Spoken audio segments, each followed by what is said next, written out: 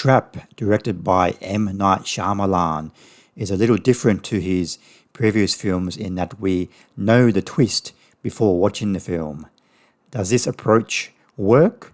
And does his high concept scenario work? Let's find out. Josh Hartnett plays Cooper, a family man, a firefighter. At the start of the film, he and his daughter, Riley, played by Ariel Donahue, are attending a concert for one of her favorite singers, Lady Raven, played by Salika Shyamalan. While they're standing in the crowd watching her sing, Cooper says to his daughter that he needs to go to the toilet.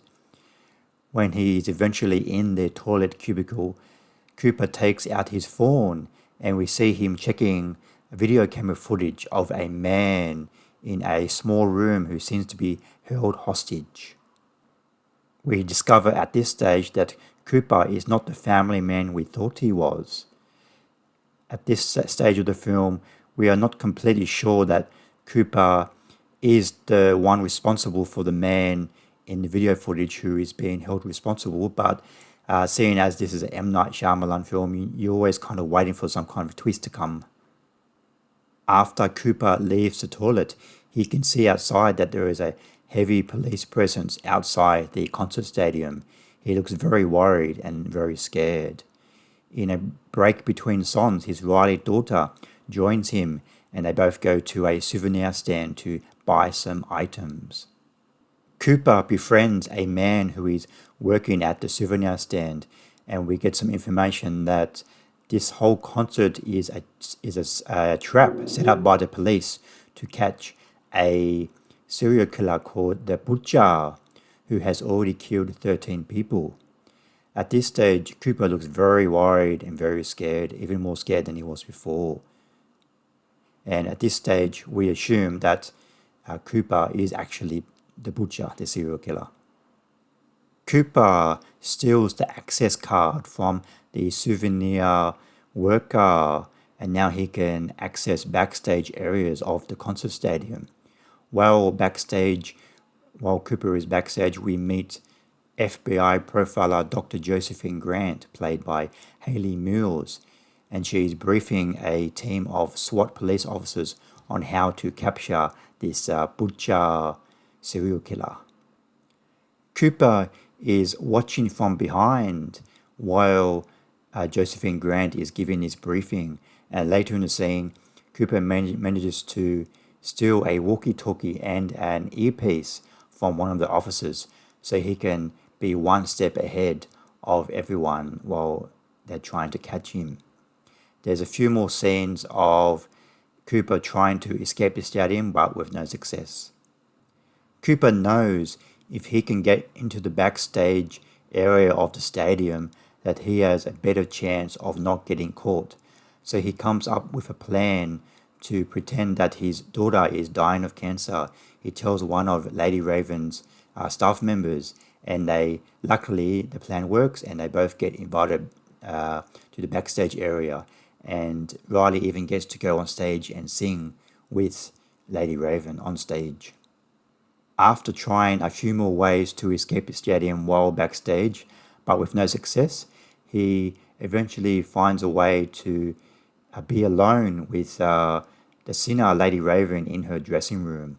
While in her dressing room, he reveals everything to her, and he shows her the footage of the man being held hostage, and Cooper wants Lady Raven to help him escape from the stadium in her personal limousine.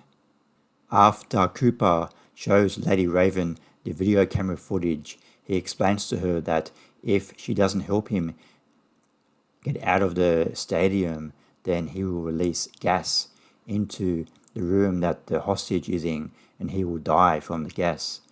So Lady Raven decides to help him, and Lady Raven, Cooper, and his daughter drive out of the stadium in her limousine.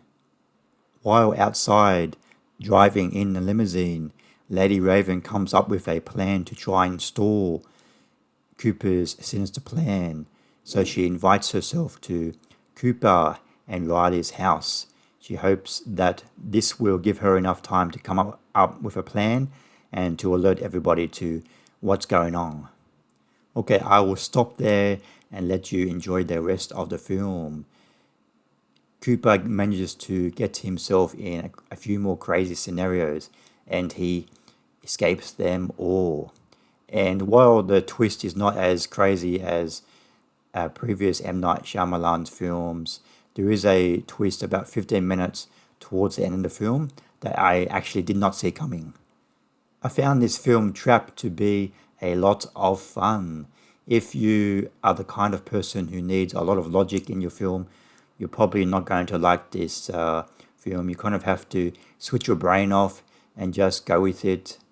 As usual, M. Night Shyamalan always knows where to put the camera, and he always knows how long a scene has to be just to create enough suspense and to keep the film moving along. There are at least a dozen suspenseful scenes, set pieces, that are beautifully, masterfully created. Josh Hartnett, while a little bit too obvious with his mannerisms, he manages to create a character that doesn't come off cliched and doesn't come off as a character that we've seen so many times in films before.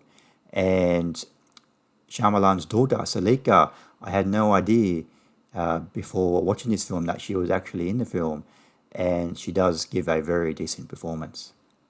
I really love how about halfway through the film shifts perspective from Cooper to Lady Raven, and it's handled so well.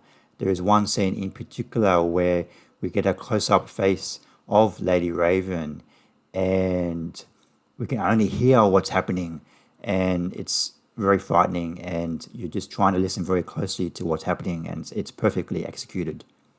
If the premise sounds interesting to you, and you like those kind of Hitchcock, Brian De Palma silly thrillers that they used to make in the 60s and 70s and 80s, then I really think you're going to dig this film. So I give Trap 3.5 stars out of 5. Thanks for watching. Please subscribe to my channel and like the video. See you next time. Bye bye.